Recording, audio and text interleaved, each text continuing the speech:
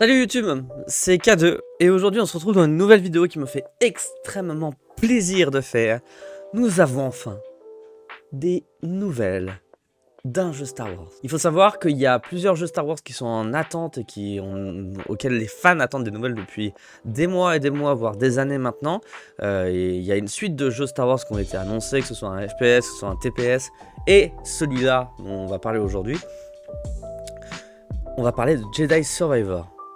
Jedi Survivor, c'est la suite directe de Jedi Fallen Order, qui est un jeu qui est sorti il y a quelques années maintenant, qui racontait l'histoire de Cal Kestis, un jeune Jedi qui a survécu à l'Ordre 66, et dont on découvrait l'histoire à travers le jeu, et qui devait récupérer l'ensemble de ses pouvoirs, qui devait redécouvrir la Force, etc. Et qui, au fil du jeu, allait rencontrer plusieurs personnages iconiques du monde de Star Wars. Il faut savoir que c'était un personnage totalement inventé pour le coup, qui est maintenant un personnage très apprécié par la communauté, et donc on a enfin des news sur la suite de son histoire. Il faut savoir qu'on avait déjà eu un trailer cinématique de ce jeu-là, qui laissait planer énormément de mystères, de doutes, etc.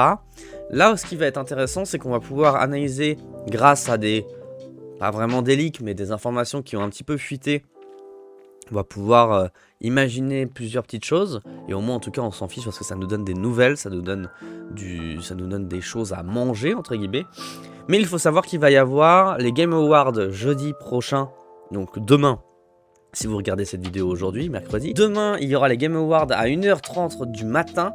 Il faut savoir que je serai en live parce qu'il va y avoir du gameplay de Jedi Survivor. Donc c'est la première fois qu'on aura du gameplay depuis que le jeu a été officialisé. Donc j'ai très hâte. Et donc du coup je vais le regarder en direct sur Twitch, donc ma chaîne Twitch en description si jamais ça vous intéresse. Et une fois que le gameplay sera passé, je ne pense pas qu'on regardera toute la cérémonie, ou peut-être en fond, mais on analysera tout ce qu'il y a à analyser possible et imaginable sur le gameplay. Peut-être qu'il y aura des références peut-être à l'histoire, peut-être qu'il y aura des choses qu'on n'aura jamais vues dans les jeux Star Wars, on verra, mais on sera en live, on va tout analyser. En attendant tout ça, les infos qu'on a à l'heure d'aujourd'hui, c'est que le jeu sortira officiellement le 15 mars. Ça va arriver très vite, et c'est très bien, et c'est vraiment tant mieux. Il faut savoir que je vais poser une semaine de vacances exprès quand le jeu va sortir, car on va le faire en live évidemment.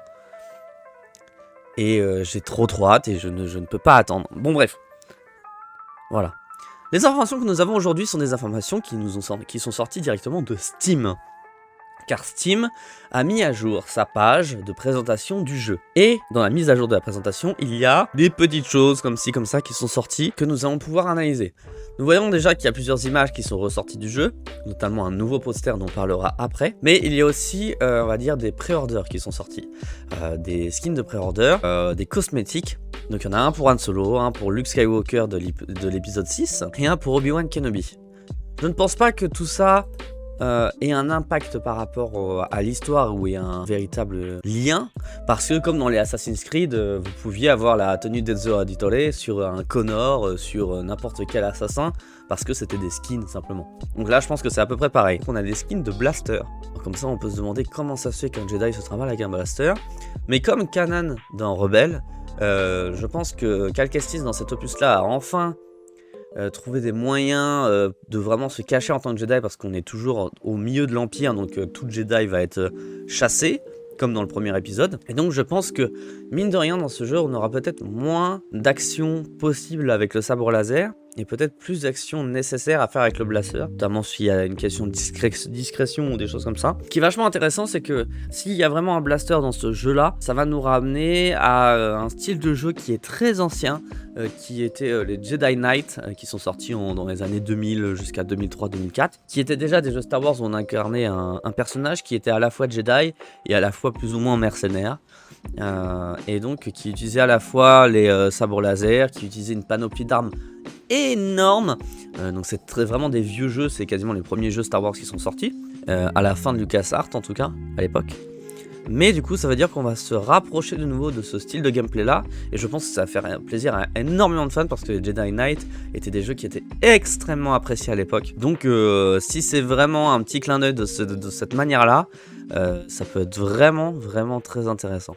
Les choses qui sont intéressantes à savoir, c'est que le jeu va se passer 5 ans après le premier Jedi Fallen Order, Et ces 5 ans-là nous amènent directement dans la chronologie de Star Wars à la série Obi-Wan Kenobi, qui va se passer exactement au même moment. Est-ce que ça va vraiment donner un sens en plus à l'histoire? Est-ce que ça veut dire que dans Jedi Fallen Order, dans Jedi Survivor, pardon, on verra Obi-Wan Kenobi?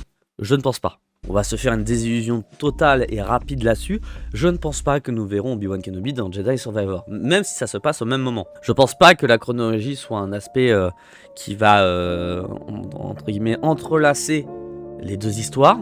Parce que d'après le trailer qu'on a vu de ce jeu-là, Cal Kestis, du coup le Jedi en question, n'a pas l'air d'être du tout dans la même, on va dire, dans le même coin de la galaxie que Obi-Wan Kenobi sur Tatooine durant la série. On voit que Cal Kestis est vraiment dans des coins qui ont l'air assez reculés, qui ont l'air assez abandonnés dans tous les sens, notamment avec le personnage dans la cuve à Bacta, dans un centre de clonage qui est totalement désaffecté. Donc je pense clairement qu'on ne sera pas du tout sur les mêmes planètes, donc vraiment très peu de chances de croiser Obi-Wan Kenobi, ou même de croiser Vador qu'on avait déjà croisé dans le premier jeu, parce que Vador dans la série Obi-Wan Kenobi est littéralement à la poursuite d'Obi-Wan, donc ils sont littéralement tout le temps aux mêmes endroits au même moment quasiment. Donc je ne pense pas qu'on croisera de personnages de cette série dans le jeu. Alors du coup vous me poserez la question, mais pourquoi dans ce cas-là faire autant dire que c'est sur le même temps et en faire entre guillemets un argument de vente. Je pense que c'est juste pour faire un lien même minime avec ce qui est déjà sorti dans l'univers de Star Wars et pour relier le personnage de Cal Kestis à une chronologie. Je pense que c'est surtout pour ça, mais nous verrons bien. Je pense qu'on va croiser beaucoup de personnages importants dans le monde de Star Wars dont on s'attend pas, mais je ne pense pas qu'on croisera Obi-Wan ni Dark Vador de nouveau dans cet opus là. Par rapport au nouveau poster, parce qu'il y a quand même 2-3 petites choses à dire. On voit notamment que sur le visage de Cal Kestis, entre les 5 ans de Jedi Fallen Order et là, on voit qu'il en a pris quand même plein la gueule. En seulement 5 ans, on a l'impression qu'il a pris 15 ans alors que c'est juste 10 ans. 5 ans, pardon. On voit qu'il a un tatouage au niveau du bras droit. Peut-être qu'il implique qu'il a fait de la prison ou quelque chose comme ça, parce qu'on voit un espèce de brassard. Je pense pas que ce soit des menottes, mais bon, en tout cas, on voit un tatouage. En règle générale, les personnes qui sont tatouées dans Star Wars, c'est des persos qui ont fait de la prison, plus ou moins. On voit qu'il a beaucoup de cicatrices sur le visage, ce qui veut dire qu'il a dû avoir de nouveau des combats, ou alors avec des bêtes sauvages, ou des trucs comme ça. Enfin, en tout cas, il y a des traces de conflit sur son visage. On voit qu'il a enfin laissé tomber les ponchos. On n'en pouvait plus dans le premier jeu de tous les ponchos, et on voit qu'il a un habit entre guillemets un peu plus classique, qui fait très mercenaire hein, pour le coup, avec le blaster en mode cowboy sur le côté, avec on va dire un gilet plus ou moins tactique, qui sont des fringues qui se rapprochent vraiment plus on va dire de ce qu'on peut trouver chez les rebelles notamment, durant l'Empire, des trucs un peu légers à la fois résistants. On voit qu'il y a toujours BD1 qui est là, présent. On voit le Mantis en arrière-plan. Ce qui va être très intéressant, c'est de savoir qu'est-ce qui s'est passé au Mantis. Parce que, donc, qui est le vaisseau de Cal, hein, pour ceux qui n'auraient pas compris. Parce que dans le trailer qu'on avait vu l'année dernière, on voyait que le Mantis était dans un état assez déplorable et que l'équipage n'était plus du tout là. Donc j'espère qu'on va enfin comprendre ce qui s'est passé dans ce jeu-là. En sachant qu'il va y avoir une BD aussi qui va sortir avant la sortie du jeu, qui va expliquer ce qui s'est passé sur les 5 ans.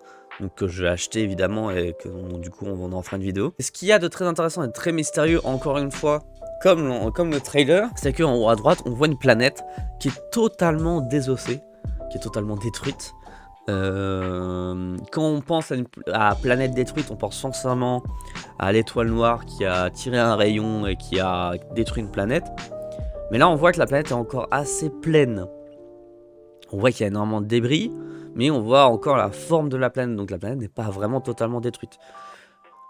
Qu'est-ce que ça veut dire? Est-ce que ça veut dire des prémices de l'étoile de la mort où ils font des tests avec des vaisseaux Donc est-ce que potentiellement on verra le docteur Krennic qu'on avait vu dans Rogue One qui fait des tests sur des planètes? Je n'en ai aucune idée. Encore plein de mystères, même avec un simple poster. Dans tous les cas, c'est tout ce que je peux dire hein, actuellement, parce qu'on n'a pas plus d'informations que ça, mais enfin on a des infos, et ça c'est vraiment ce qui fait plaisir. Les choses se développent enfin, donc j'espère vraiment que maintenant EA et Respawn vont passer la 5e et vont nous balancer les autres jeux Star Wars aussi le plus tôt possible, notamment le FPS, parce que vous savez que moi c'est vraiment ce que j'attends le plus, c'est un jeu compétitif. Même si Jedi Survivor, pour l'histoire, pour le lore, j'ai vraiment très hâte, mais j'espère que ça va permettre de déclencher certaines choses. Dans tous les cas, on se retrouve jeudi soir à 1h30 du matin sur ma chaîne Twitch pour analyser le gameplay de ce nouveau jeu. J'espère que vous avez passé une bonne journée, faites attention à vous, et moi je vous dis à la prochaine, c'était K2, ciao.